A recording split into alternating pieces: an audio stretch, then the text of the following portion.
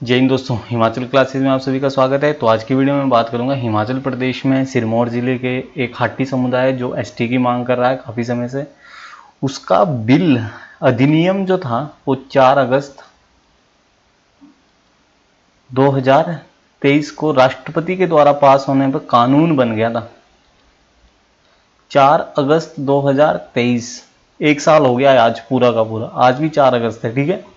ये कानून बन गया, राष्ट्रपति की मोहर पहले सेंटर की कैबिनेट से। कब? 14 सितंबर 2022 को क्या है, सेंटर की कैबिनेट से पास हुआ, ठीक है। उसके बाद विधेयक था, विधेयक बन गया, ठीक है। सरकारी और गैर सरकारी दो प्रकार के विधेयक होते हैं, ठीक है। तो ये विधेयक था। इसको कब? लोकसभा में 16 दिसंबर 2022 को लोकसभा पास किया। ध्यान रखना कब? 16 दिसंबर 2022 को। उसके बाद 26 जुलाई 2023 को राज्यसभा से पास हो गया। ध्यान रखना। उसके बाद 4 अगस्त अधिनियम बन गया, ठीक है। 4 अगस्त 2023 को राष्ट्रपति कानून बन गया। कानून बनने के बाद क्या होता है, राज्य सरकार को आता है, राज्य सरकार इस पे कैबिनेट मंजूरी देता है। ये 10 दिन के बाद इसको मेरे हिसाब से 10 अगस्त 2023 तक कानून स्टेट की कैबिनेट से पास होकर सर्टिफिकेट बनने शुरू हो जाने चाहिए।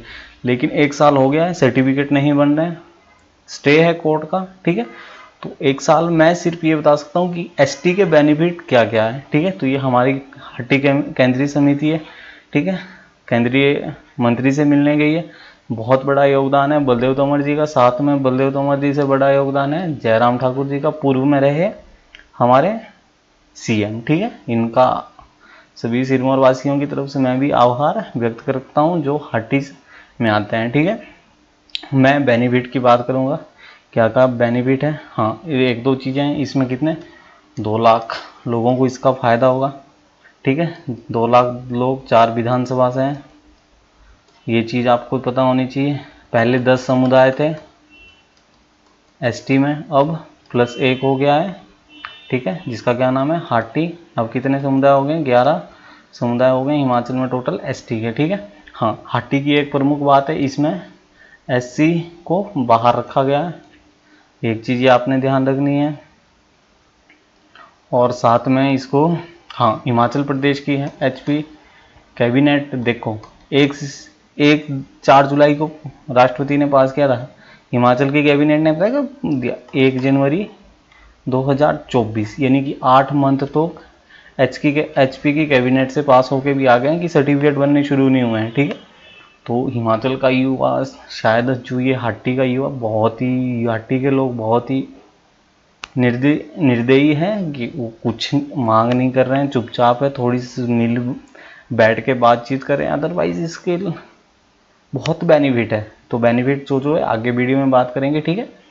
तो कितने? हाँ, ये हट्टी है क्या चीज़, तो हल्का से इसको समझ लो। सपोज दैट ये हमारा है सिरमौर, ठीक है। इसके साथ ही ये यूपी वाला एरिया पड़ता है, ठीक है, ये यूपी पड़ता है, ठीक।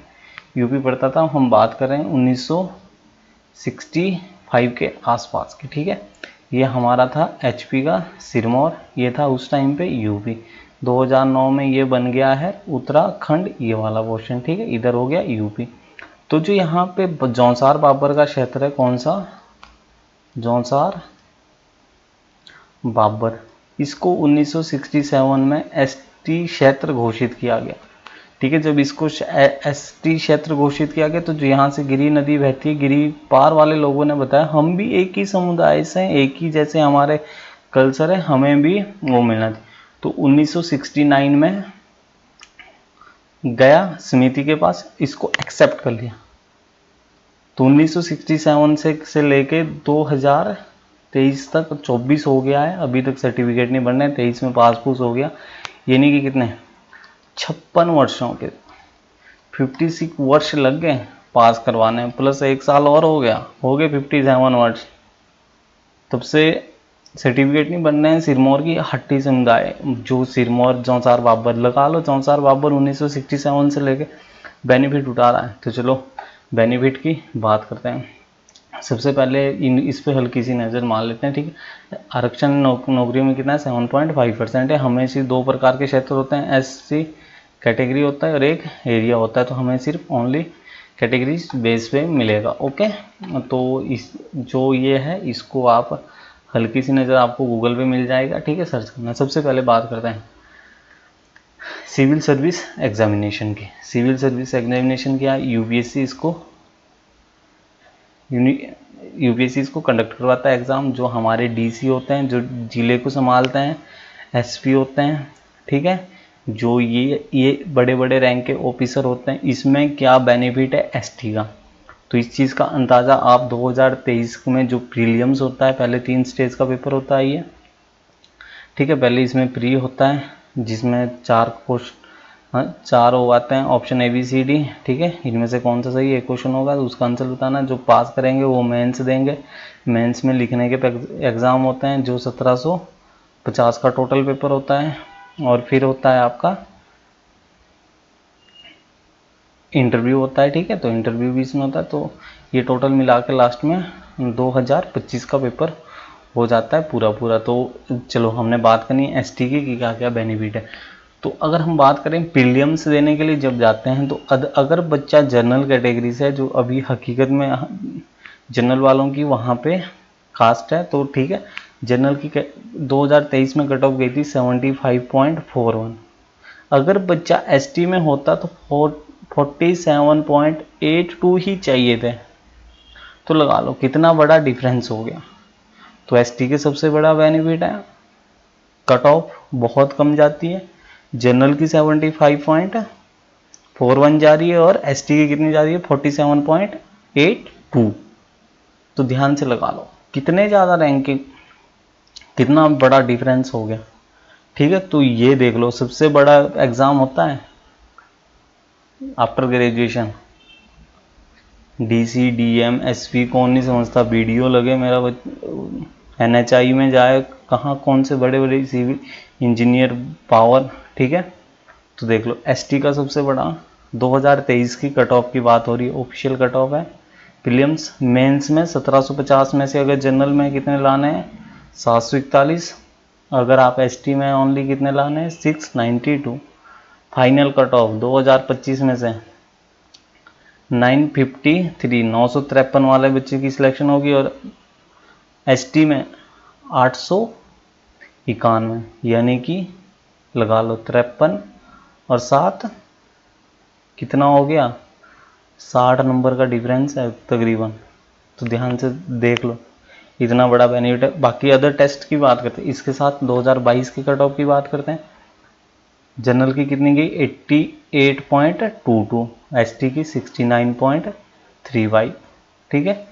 दूसरे मार्क्स बेस देख लो, फाइनल में भी 960 900, तो यानी कि 60 नंबर का डिफरेंस है, बहुत होते हैं 60 मार्क्स, ठीक है। इसके बाद इसके साथ ही एक एग्ज़ाम होता है यूपीएससी के साथ में इसको भी 1961 या 67 में शायद जोड़ा गया था, तो एक्यूरेट अभी डेट याद नहीं है, इसमें देख लो, ठीक है। इंडियन फॉरेस्ट सर्विस एग्जामिनेशन होता है, ठीक है, यूपीएससी बेस्ड होता है।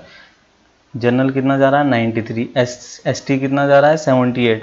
तो बेनिफिट देख लो कितना बड़ा बेनिफिट है, मार्क्स बेस्ड, ठीक है।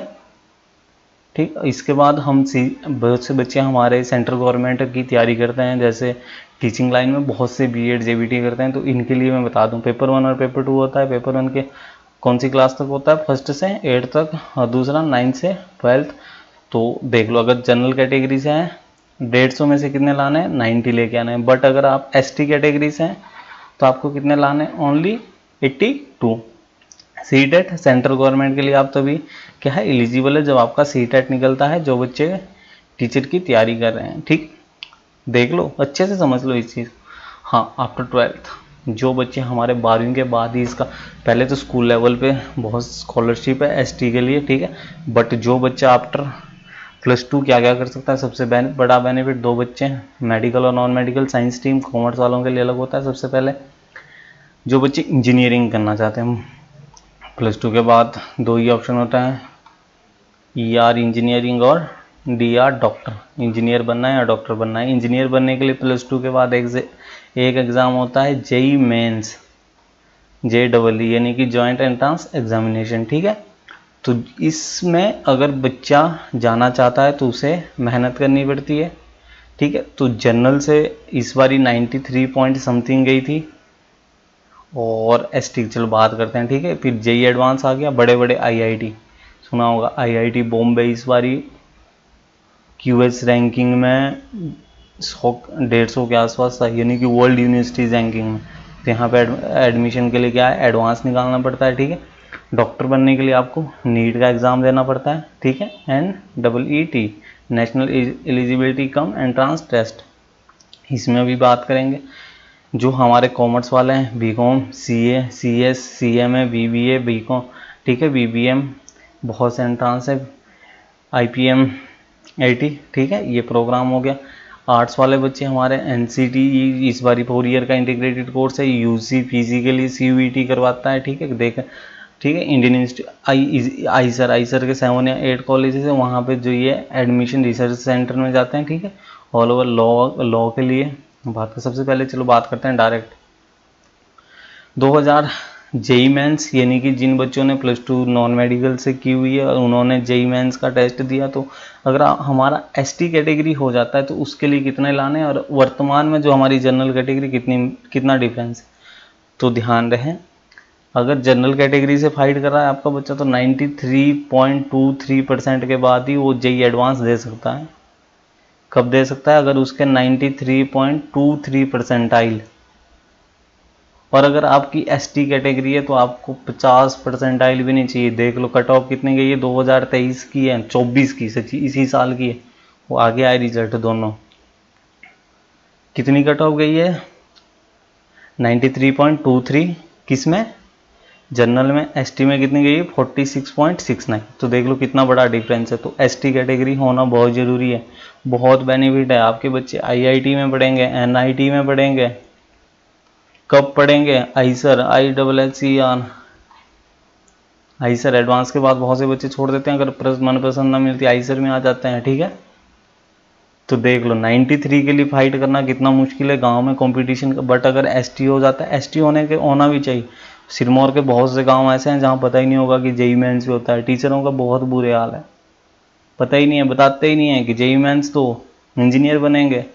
बट जब बच्चे निकलेंगे 46 परसेंटाइल तक बच्चे खींच लेंगे, मेरे हिसाब से 50 तक सिलेक्शन हो जाएगी, ठीक है। JEE मेंस इंजीनियरिंग की बात कर रहे हैं हम, जितने बड़े बड़े इंजीनियरिंग, ठीक है। 2023 की कट ऑफ की बात भी कर लेते हैं, ठीक है। जो ये ओवरऑल नीट, हाँ नीट की बात करते हैं।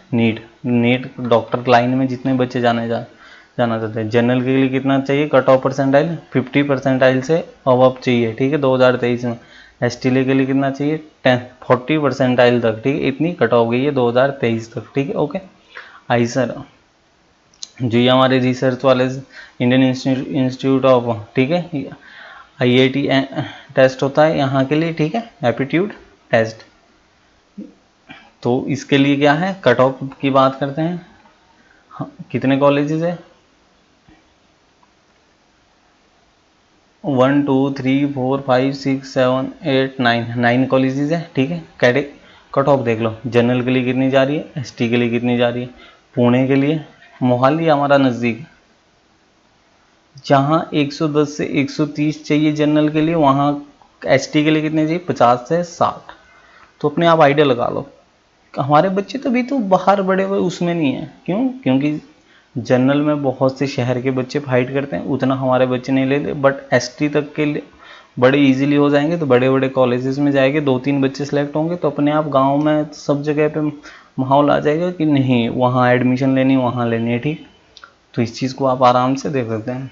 हाँ, वकील वगैरह बनना चाहते हैं बड़ी बड़ी यूनिवर्सिटीज़ से, उसके लिए कौन सा एंट्रांस होता है, कॉमन लॉ एडमिशन यानी CLAT। तो आप इसके लिए कर सकते हैं, क्लैट एग्ज़ाम होता है, ठीक है, लेवल UG और PG लेवल के लिए होता है। तो इसके बारे में भी, हाँ, कट ऑफ की बात करते हैं, हमने देखना है जनरल के लिए कितना है, 75 से 80, एसटी के लिए मात्र कितना है 60 से 65, लगा लो डिफरेंस कितना है सीधा अप्रोक्सीमेट 10 से 15 मार्क्स तक का डिफरेंस रहता है। ठीक है, आप बड़े बड़े इंस्टीट्यूट से क्या कर सकते हैं, एलएलबी कर सकते हैं, यानी कि वकालत, बीए ऑनर्स कट ऑफ। ये हम बात करेंगे जेएनयू जैसे कॉलेज में फीस बहुत कम है, ना के बराबर है अगर आपका हो जाता है। यहाँ देख लो आप, जनरल की कितनी जा रही है 38, एसटी की कितनी जा रही है,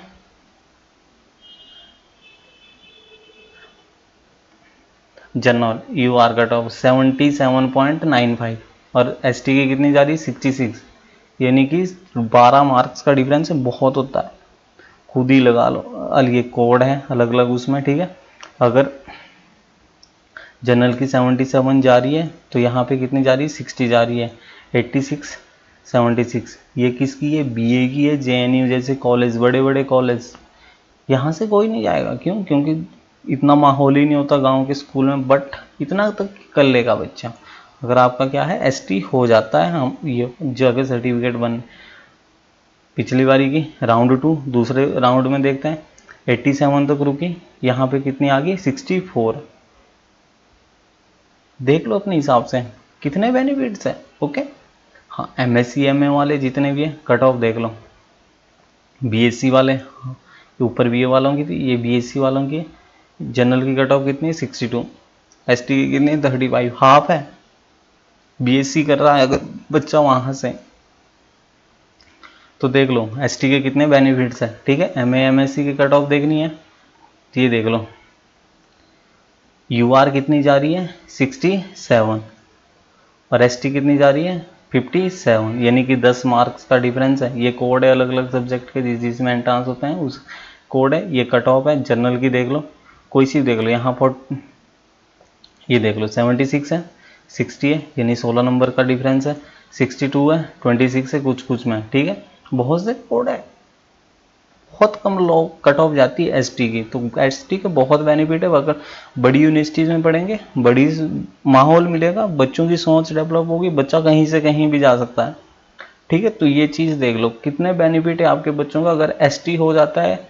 जनरल सेल पढ़ने, जनरल सेल के लिए उसको कितने मार्क्स लाने हैं, मार्क्स इसीलिए नहीं आते गांव में क्योंकि पता ही नहीं होता, क्योंकि माहौल, शहर का बच्चा कोचिंग ले लेता, गांव का कहाँ कोचिंग ले सकता है, तो बिना कोचिंग के यहाँ तक वो पहुँच सकता है। इसीलिए एसटी कैटेगरीज बनाई, और हमारे सिरमौर में बहुत दूर दराज क्षेत्र है तो इतने ही ला सकते हैं, इसीलिए कैटेगरीज में अंबेडकर साहब ने बहुत अच्छा संविधान दिया है। ठीक है,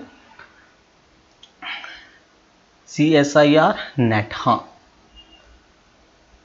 बहुत से बच्चे हैं यूजी करते हैं, पीजी करते हैं, या under graduate post graduate courses करते हैं।